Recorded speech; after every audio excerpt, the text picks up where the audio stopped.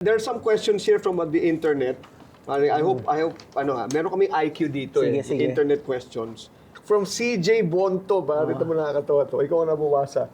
Kung may loyalty card ang pagrarally, nakailang points ka na? Marami na siguro.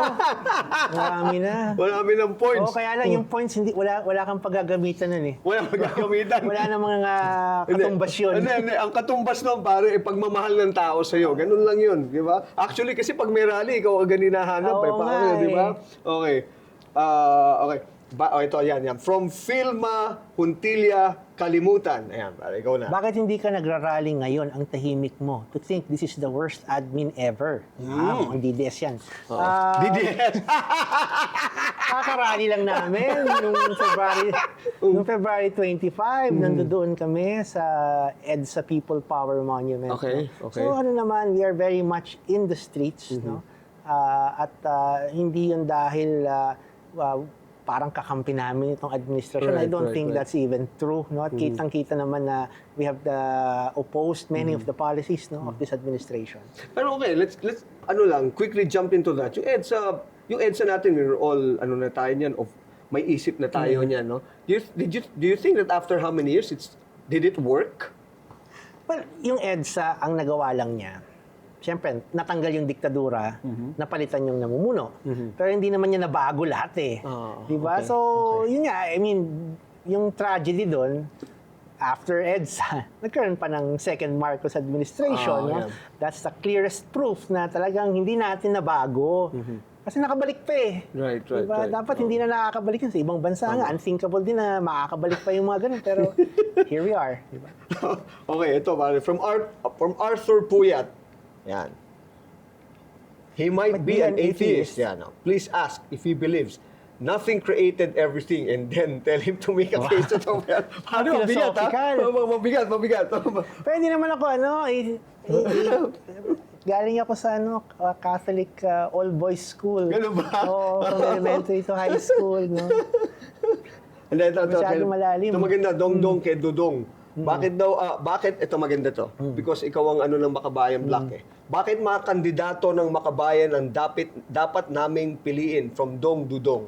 Well, unang-una, yung mga kandidato ng Makabayan, mga totoong tao, galing sa mga sektor na apektado. Definitely, itong mga kandidato namin, walang kamag-anak na politiko. So, hindi sila dynasty. Definitely, hindi ito mayayaman. No? Sobrang hirap ng mga kampanya ngayon, yung mga kandidato namin, at wala silang record na nagpayaman. So, yun ang maipagmamalaki namin. Hindi nagnakaw, hindi nagpayaman, hindi sila part ng any political dynasty, and alam nila yung problema kasi nararanasan nila yun sa araw-araw eh. Nagko-commute din sila, di ba? Nagugutom din sila. Problema rin nila yung high prices, no? So mas attuned sila dun sa problema ng tao kaysa itong mga tao na never nag-commute at laging, di ba, may mga gumagamit pa ng EDSA bus lane, no? para makapunta sa paroroonan. Hindi pwede eh, di ba?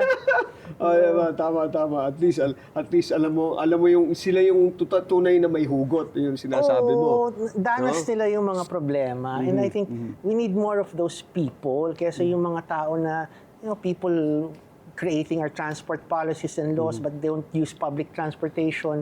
Diba? Anong patutunguhan ng ganun?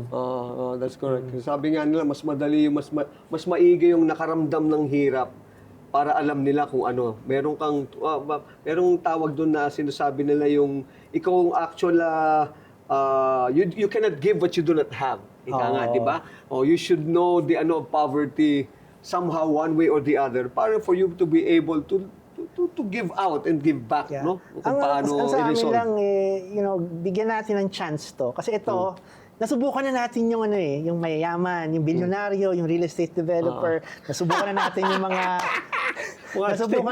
yung mga abogado, di ba? Sandamakmak na abogado nasa Congress, sa Senate.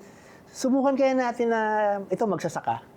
Siguro ito, mas may maalam to kung paano bababa yung presyo ng bigas. Ito, mangingisda, alam nito kung paano, anong gagawin ng kailangan ng fisher folk natin sa West Philippine Sea. Ito, laborer, willing to work sa Senate for minimum wage. Hindi kailangan napakalaki ng sinusweldo, pero alam niya ano yung takbo ng araw-araw na buhay ng mga kababayan natin. Subukan naman natin yung ganun kasi itong mga kasalukuyan, nasubukan na natin yan for the last how many years, di ba?